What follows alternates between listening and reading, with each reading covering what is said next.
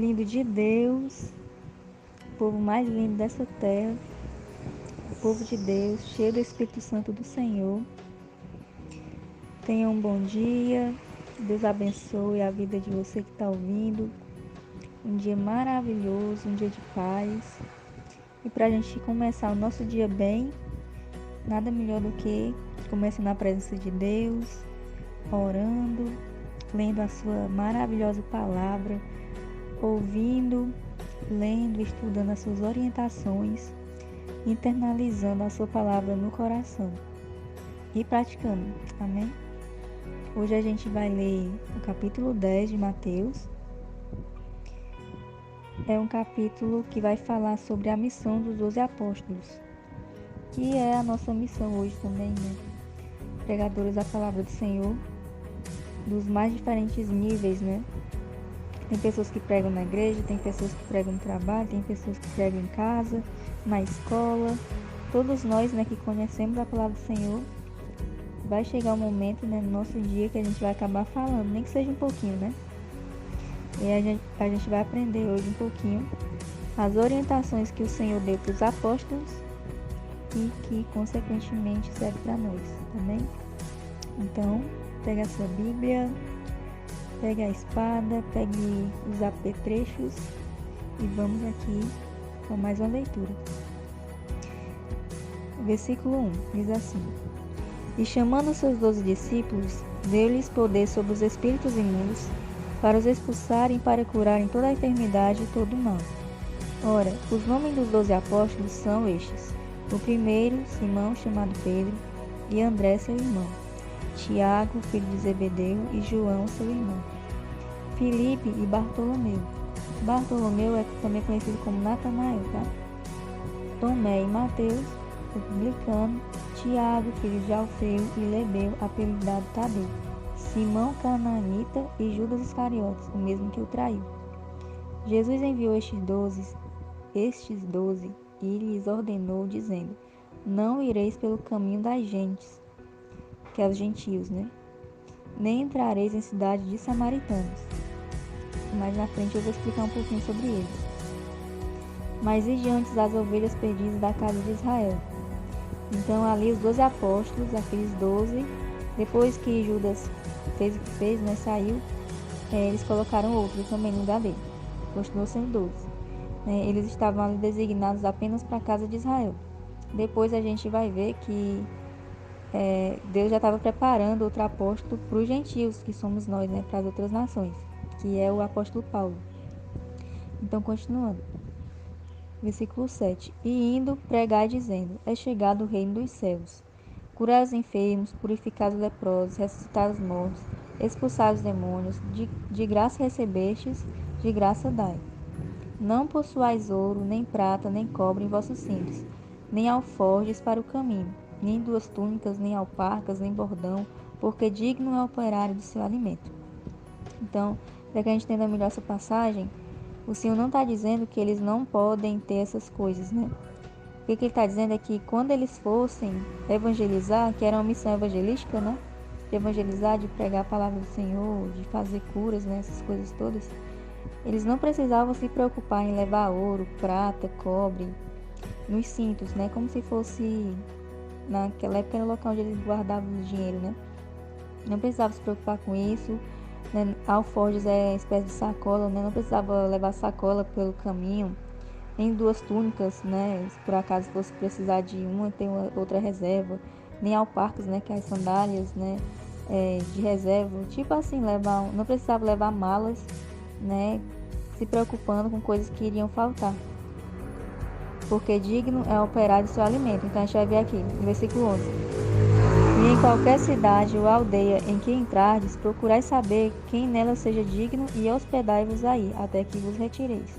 Então o Senhor está dizendo assim: não se preocupe com essas coisas, com esses mantimentos, vocês não vão passar fome, né? Vocês vão chegar na cidade e lá vocês vão observar e ver, né? Através também da pregação, né?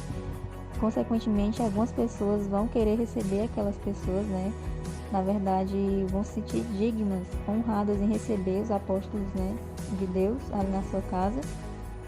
E aí vão alimentar aquelas pessoas, aquilo que eles precisarem, seja de um remédio, do alimento, até mesmo se precisar comprar alguma coisa ali, né, naquela época, né, vamos supor, na mercearia ali, né, eles vão prover, né, Deus vai abençoar tanto aquela pessoa que vai estar ali, né, o apóstolo, como também a pessoa que vai receber o apóstolo para abençoar também outras pessoas, né.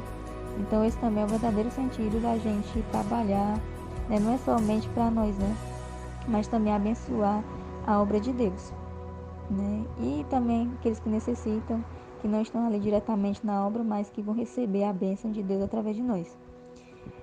Então, continuando. 12, né? E quando entrardes na alguma casa, saudai-a. E se a casa for digna, desça sobre ela a vossa paz. É como dizer, a paz do Senhor. Porém, se não for digna, torne para vós a vossa paz, né? Retira a paz do Senhor e vá-se embora. E se ninguém vos receber, nem escutar as vossas palavras, saindo daquela casa ou cidade, sacudi o pó dos vossos pés. Em verdade vos digo que, no dia do juízo, haverá menos rigor para o país de Sodoma e Gomorra do que para aquela cidade. Sodoma e Gomorra, para quem não conhece ainda a história, fica lá no Velho Testamento, quando na história de Abraão e Ló. Né? Ló ele foi para um local, eles tiveram que se separar, né? E aí Abraão foi para um lado, Ló foi para outro. E Ló foi para um local que ele achava que lá era pastos muito verdejantes, né? Muito bom para o seu gado. Mas chegou lá era tinha muita prostituição, muita coisa errada naquela cidade. E aí Deus destruiu aquela cidade, salvou Ló. Suas filhas, a mulher acabou ficando para trás, né? O anjo disse, né? A mensagem de Deus que não era para olhar para trás, ela olhou. E aí se transformou numa estátua de sal. E aí, depois não vou entrar em detalhes para não tomar aqui esse capítulo, né? Mas fica lá na história de Abraão, lá em Gênesis. Continuando. 16. Eis que vos envio como ovelhas ao meio de lobos. Portanto, sede prudentes como as serpentes e inofensivos como as pombas. Então, as cobras, né, quando vão chegando assim, em algum lugar, elas vão bem devagarzinho, vão observando cuidadosamente se existe algum perigo, né? E aí elas vão seguindo o seu destino. E as pombas, elas estão ali alimentando, né, na inocência, né? Então a gente tem que ser assim, tem que ser cuidadoso como a serpente, né? Observar, mas também ficar tranquilos, né? Sabendo que Deus está ali conosco, nos protegendo. E aí 17. Acautelai-vos, porém, dos homens, porque eles vos entregarão aos sinédrios e vos açoitarão nas suas sinagogas. E sereis até conduzidos à presença dos governadores e dos reis, por causa de mim, para lhes servir de testemunho a eles e aos gentios. Mas quando vos entregarem, não estejais cuidadosos de como ou que haveis de falar, porque naquela mesma hora vos será ministrado o que haveis de dizer. Porque não sois vós quem falará, mas o Espírito de vosso Pai é que fala em vós. E o irmão entregará à morte o irmão, e o pai o filho. Os filhos se levantarão contra os pais e os matarão. Isso aqui acontece muito também no Oriente, onde não existe muita liberdade religiosa. E aí, quando alguém de lá da família, algum membro da família se converte, né, a Jesus, eles geralmente escondem, porque se souberem, os pais, né, eles não têm dó, né, eles veem aquela pessoa como um traidor e levam até a pessoa à morte, né? Então acontecia muito naquela época e acontece até hoje atualmente, né, nesses países. A garganta hoje está bem ruimzinha. Então continuando. E odiados de todos sereis por causa do meu nome, mas aquele que perseverar até o fim será salvo. Quando, pois, vos perseguirem nesta cidade, fugi para outra, porque em verdade vos digo que não acabarei de percorrer a cidade de Israel sem que venha o Filho do Homem. Não é o discípulo mais do que o mestre, nem o servo mais do que o seu senhor. Basta ao discípulo ser como seu mestre e ao servo como seu senhor. Se chamarem Beelzebu o pai da família, ao pai da família, quanto mais os seus domésticos, né? Tá dizendo assim, se até eu, né, que curei, que fez as coisas, fui confundido, né, fui chamado assim, imagine vocês, né? Versículo 26. Portanto, não os temais, porque nada há encoberto que não haja de revelar-se, nem oculto que não haja de saber-se. Você está dizendo assim, não tema, continue falando a verdade, continue pregando, mesmo se disserem que vocês vêm em nome do inimigo, né? Fiquem tranquilos, porque o Senhor ele vai dar testemunho de que vocês estão falando a verdade, né? Já aconteceu comigo uma coisa parecida, porque infelizmente muitas pessoas só costumam receber aquela palavra de bênção, né? Mas quando a gente fala uma palavra de exortação, ou até mesmo quando a gente toma uma atitude, né, de exortação, não compactuando com algumas coisas, né, que não é legal, aí a pessoa começa a achar que aquilo ali não é de Deus, é uma fonte do inimigo, né? Mas o próprio Senhor, ele vai testemunhar, né? Ele vai testificar as nossas ações de acordo com a sua palavra. Versículo 27. O que vos digo em trevas, né, aqui escondido, aqui só entre vocês, dizei-o em luz. O que escutais ao ouvido, pregai sobre os telhados. E não temais os que matam o corpo e não podem matar a alma. Temei antes aquele que pode fazer perecer no inferno a alma e o corpo. Não se vendem 2 passarinhos por um ceitil, né? É uma espécie de moeda na época, e nenhum deles cairá em terra sem a vontade de vosso Pai. E até mesmo os cabelos da vossa cabeça estão todos contados. Não temais, né? Essa expressão é uma expressão muito, muito repetitiva. Eu já ouvi dizer que existe não tem mais 365 vezes, né? É como se Deus dissesse pra gente toda vez, cada dia do ano, uma vez por dia, pra gente não temer, né? Não tem mais, pois, mais valeis vós do que muitos passarinhos. A gente vale mais do que passarinhos, né? E o Senhor cuida até dos passarinhos, quanto mais de seus filhos, né? Versículo 32. Portanto, qualquer que me confessar diante dos homens, eu confessarei diante de meu Pai que está nos céus. Mas qualquer que me negar diante dos homens, eu o negarei também diante de meu Pai que está nos céus. Não cuideis que vim trazer a paz à terra, mas não vim trazer paz, mas a espada. Aqui o Senhor está dizendo que ele não veio, não é que a gente não vai ter paz, né? É que ele não veio, tipo, pra cá pra agradar as pessoas, né? Tem gente que tem medo. Hoje em dia, se a gente for pregar uma palavra de exortação, a gente tem que pedir desculpa depois, porque o pessoal pode se chatear, né? Então, ele não veio aqui, o compromisso do Senhor não é agradar, não é passar a mão na cabeça das pessoas. É verdadeiramente pregar, né, a sua justiça, né, libertar as pessoas com a verdade, né? E se a pessoa achar bom, né, ótimo, né? A pessoa tem um coração quebrantado. Mas se a pessoa não aceitar, né, negar, rejeitar, aí isso aí é o coração duro da pessoa, né? E vai gerar contenda, conflito, né? Tem pessoas que não aceitam, né, a palavra por algum motivo. Às vezes pessoas até mesmo da própria igreja, né? Mas que não aceitam ser exortadas, não aceitam a palavra de exortação, né? Pessoas que possuem muito orgulho, né? Nós temos que ter um coração humilde diante de Deus, né? E aí ele veio trazer a espada, né? Que é a palavra de Deus, né? A palavra de Deus, ela é também considerada ela é vista, né? Como uma espada também, espada de 2 gumes, que tem o poder de dividir a alma do espírito. Então, assim, ele divide a alma do espírito. E ele faz essa divisão e essa separação entre a alma e o espírito, e ele consegue observar o que vem do espírito e o que vem da alma. E tem muitas pessoas que estão até bem espiritualmente, mas a alma não está bem, né? E aí muitas vezes fazem escolhas não no espírito, mas com a alma ferida, né? E a palavra do Senhor, ela vem fortalecer o espírito e curar a alma. Tem pessoas que querem só fortalecer o espírito, mas a alma não quer deixar ser curada, né?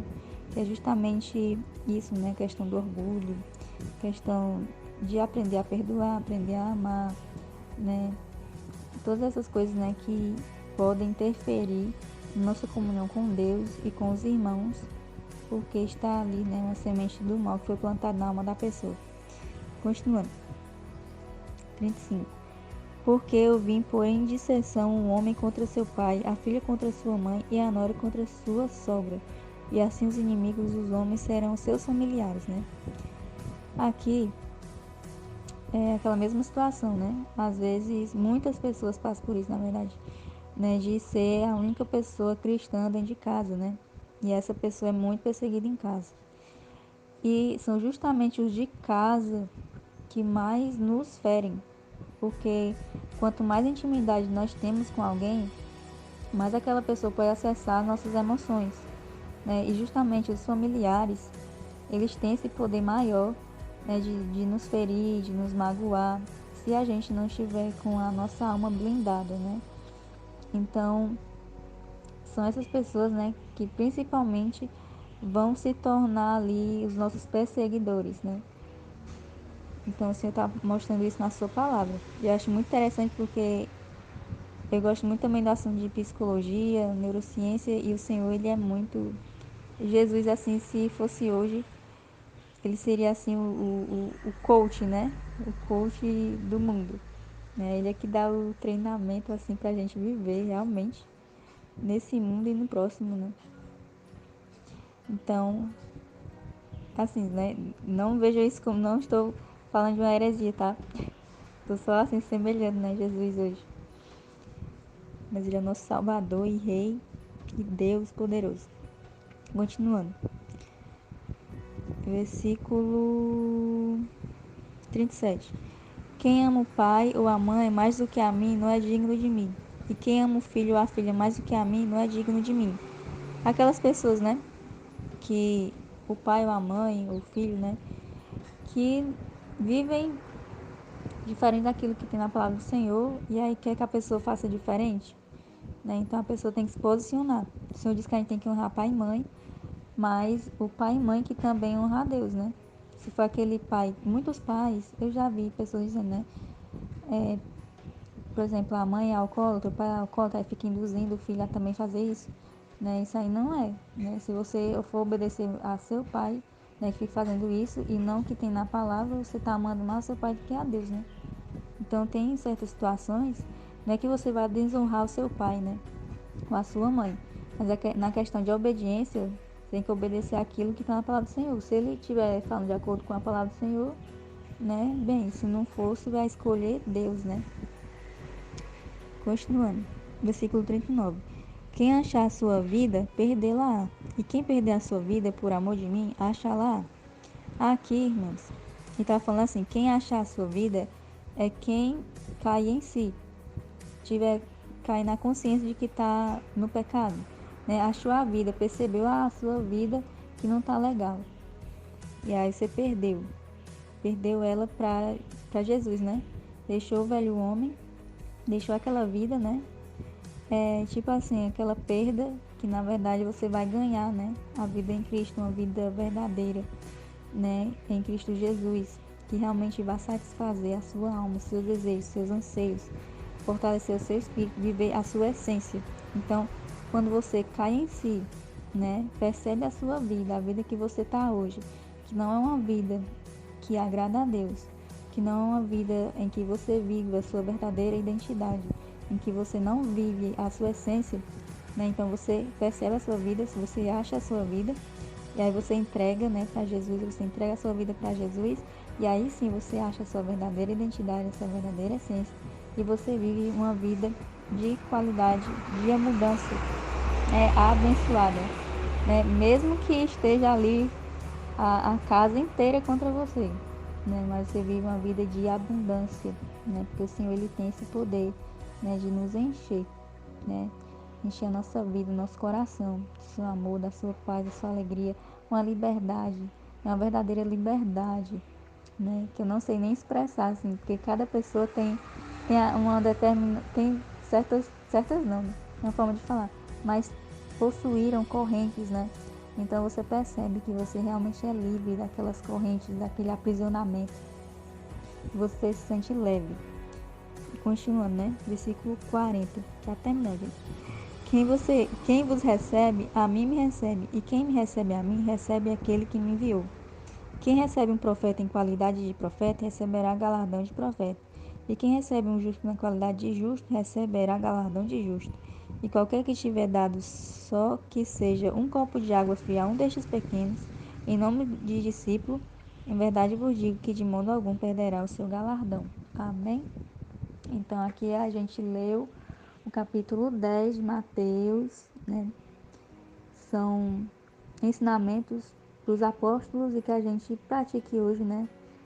Habituando aos dias de hoje, e que a gente venha permanecer firmes na fé do Senhor, sabendo que Ele vai prover tudo que a gente precisa, né? Que Ele honra aqueles que são fiéis à sua palavra, e mesmo quando se levantar, né? O caos, né? As coisas assim negativas, inerentes a todos, né? Que vivem nesse mundo, o Senhor Ele vai estar ali conosco, né? Provendo o que for necessário. Amém? Então, é a palavra de hoje, a leitura de hoje. Espero que você tenha sido edificado, que a palavra tenha chegado aos seus ouvidos de uma maneira compreensível e que a gente venha internalizar, né, o que a gente leu, o que a gente aprendeu, o que o Senhor falou, né, ao nosso coração. E que Deus abençoe a sua vida, encha de saúde, de alegria, de paz. E até a próxima, em nome de Jesus.